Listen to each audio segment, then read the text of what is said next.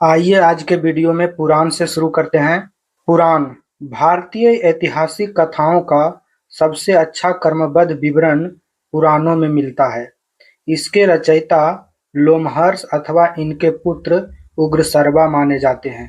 इनकी संख्या 18 है, जिनमें से केवल 5 मत्स्य, वायु, विष्णु, ब्राह्मण एवं भागवत में ही राजाओं की वंशावली पाई जाती है। आइए पुराण से संबंधित वंश देखते हैं। विष्णु पुराण से संबंधित मौर्य वंश है। मत्स्य पुराण से संबंधित आंध्र सातवाहन वंश है। वायु पुराण से संबंधित गुप्त वंश है। नोट: पुराणों में मत्स्य पुराण सबसे प्राचीन एवं प्रामाणिक है। अधिकतर पुराण सरल संस्कृत श्लोक में लिखे गए हैं। स्त्रियां तथा शूद्र जिन्हें वेद पढ़ने की अनुमति नहीं थी, वे भी पुराण सुन सकते थे। पुराणों का पाठ पुजारी मंदिरों में किया करते थे। सामाजिक एवं सांस्कृतिक दृष्टि से अग्नि पुराण का काफी महत्व है, जिसमें राजतंत्र के साथ साथ कृषि संबंधी विवरण भी दिया गया है। आइए अब बौद्ध, जैन एवं अन्य साहित्य के बारे में जानते हैं। जातक में बुद्ध की पुनर्जन्म की कहानी वर्णित है। हीनयान का प्रमुख ग्रंथ कथा वस्तु है, जिसमें महात्मा बुद्ध का जीवन चरित्र अनेक कथानकों के साथ वर्णित है। जैन साहित्य को आगम कहा जाता है। जैन धर्म का प्रारंभिक इतिहास कल्पसूत्र से ज्ञात होता है। जैन ग्रंथ भागवती सूत्र में महावीर के जीवन कृत्यों तथा अन्य समकालिकों के साथ उनके संबंधों का विवरण मिलता है। अर्थशास्त्र के लेखक चाणक्य, कौटिल्य या विष्णुगुप्त हैं। यह 15 अधिकरणों एवं 180 प्रकरणों में विभाजित है। इससे मौर्यकालीन इतिहास की जानकारी प्राप्त होती है। अर्थशास्त्र के अनुवादक सामशास्त्री हैं। संस्कृत साहित्य में ऐतिहासिक घटनाओं को क्रमबद्ध लिखने का सर्वप्रथम प्रयास कल्हण के द्वारा किया गया। कल्हण द्वारा रचित पुस्तक रजतरंगिनी है। इस ग्रंथ में 8 सर्ग हैं, जिन्हें तरंगों की संज्ञा दी गई है। इसमें प्रारंभ से लेकर 12वीं सदी तक के कश्मीर के शासकों का वर्णन है। अरबों की सिंध विजय का वृत्तांत चचनामा लेखक अली अहमद में सुरक्षित है। अष्टाध्यायी संस्कृत भाषा व्याकरण की प्रथम पुस्तक के लेखक पाणिनि हैं। इससे मौर्य के पहले का इतिहास तथा मौर्ययुगीन राजनीतिक व्यवस्था की जानकारी प्राप्त होती है। नोट: अष्टाध्यायी में पहली बार लिपि शब्द का प्रयोग हुआ है। कात्यायन की गार्गी संहिता एक ज्योतिष ग्रंथ है, फिर भी इसमें भारत पर होने वाले यवन आक्रमण का उल्लेख मिलता है। पतंजलि पुष्यमित्र शुंग के पुरोहित थे। इनके महाभाष्य से शुंगों के इतिहास का पता चलता है। आइए अब विदेशी यात्रियों से मिलने वाली प्रमुख जानकारी के बारे में बात करते हैं। यूनानी रोमन लेखक टेसियस, यह ईरान का राजवैद्य था। भारत के संबंध में इसका विवरण आश्चर्यजनक कहानियों से परिपूर्ण होने के कारण अविश्वसनीय है। हेरोडोटस, इसे इतिहास का पिता कहा जाता है।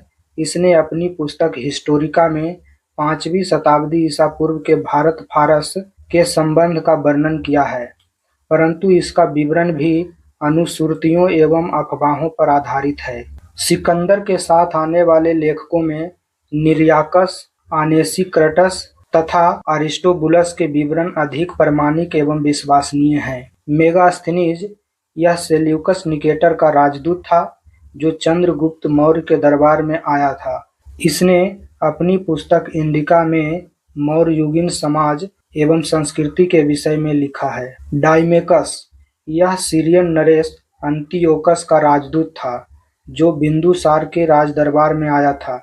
इसका विवरण भी मौर्य युग से संबंधित है। डायोनीसियस, यह मिस्र नरेश टॉलमी फिलेडेल्फ्स का राजदूत था, जो अशोक के राजदरबार में आया था। टॉलमी, इसने 2री शताब्दी में भारत का भूगोल नामक पुस्तक लिखी। प्लिनी, इसने प्रथम शताब्दी में नेचुरल हिस्ट्री नामक पुस्तक लिखी।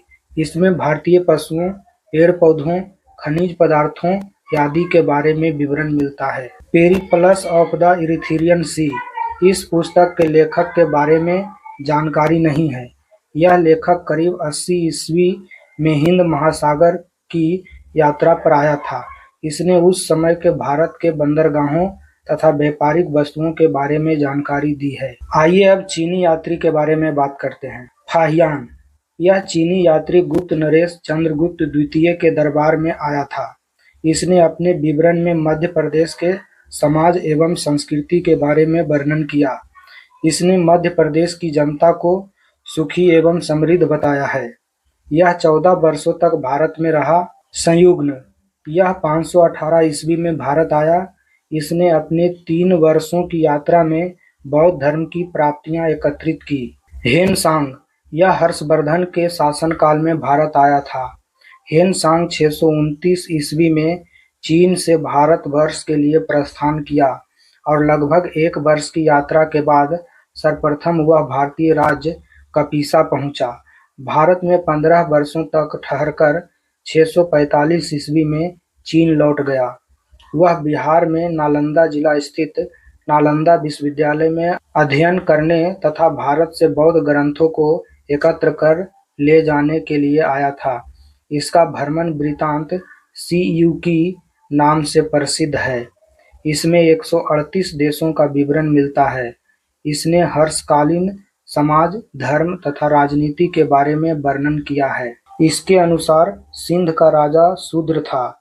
हेनसांग ने बुद्ध की प्रतिमा के साथ साथ सूर्य और शिव की प्रतिमाओं का भी पूजन किया था। नोट: हेनसांग के अध्ययन के समय नालंदा विश्वविद्यालय के कुलपति आचार्य शीलभद्र थे। यह विश्वविद्यालय बौद्ध दर्शन के लिए प्रसिद्ध था। इतिसिंह, यह 7वीं शताब्दी के अंत में भारत आया। इसने अपने विवरण में नालंदा विश्वविद्यालय, विक्रमशिला विश्वविद्यालय तथा अपने समय के भारत का वर्णन किया है। आइए अब अरबी लेखक के बारे में बात करते हैं। अरबी लेखक में सबसे पहला है अल-बरूनी। यह महमूद गजनवी के साथ भारत आया था। अल-बरूनी ख्वारिज्म या खीव, आधुनिक तुर्कमेनिस्तान का रहने वाला था। अरबी में लिखी गई उसकी कृति किताब उल हिंद या तहकीक-ए-हिंद आज भी इतिहासकारों के लिए एक महत्वपूर्ण स्रोत है। यह एक विस्तृत ग्रंथ है जो धर्म और दर्शन, त्योहारों, खगोल विज्ञान, कीमिया, रीति रिवाजों तथा प्रथाओं, सामाजिक जीवन, भारतौल तथा मापन विधियों, मूर्तिकला, कानून, मापतंत्र, विज्ञान आदि विषयों के आधार पर 80 अध्यायों में विभाजित है।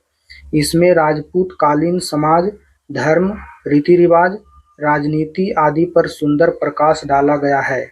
इब्न बतूता, इसके द्वारा अरबी भाषा में लिखा गया उसका यात्रा वृत्तांत, जिसे रेहला कहा जाता है, 14वीं शताब्दी में भारतीय उपमहाद्वीप के सामाजिक तथा सांस्कृतिक जीवन के विषय में बहुत ही प्रचुर तथा सबसे रोचक जानकारियां देता है। 1333 ईस्वी में दिल्ली पहुंचने पर इसकी विद्वता से प्रभावित होकर सुल्तान मुहम्मद बिन तुगलक ने उसे दिल्ली का काजी या न्यायाधीश नियुक्त किया। आइए अब अन्य लेखक के बारे में बात करते हैं। तारानाथ, यह एक तिब्बती लेखक था। इसने कंग्यूर तथा तंग्यूर नामक ग्रंथ की रचना की। इनसे भारतीय इतिहास के बारे में जानकारी मिलती है। मार्को पोलो, यह 13वीं शताब्दी के अंत में पांड्य देश की यात्रा पर आया था। इसका विवरण पांड्य इतिहास के अध्ययन के लिए उपयोगी है। आइए अब पुरातत्व संबंधी साक्ष्य से मिलने वाली जानकारी के बारे में बात करते हैं। भारतीय पुरातत्व शास्त्र का पितामह यानी father of Indian archaeology sir Alexander Cunningham को कहा जाता है। Alexander Rea, ए.एच.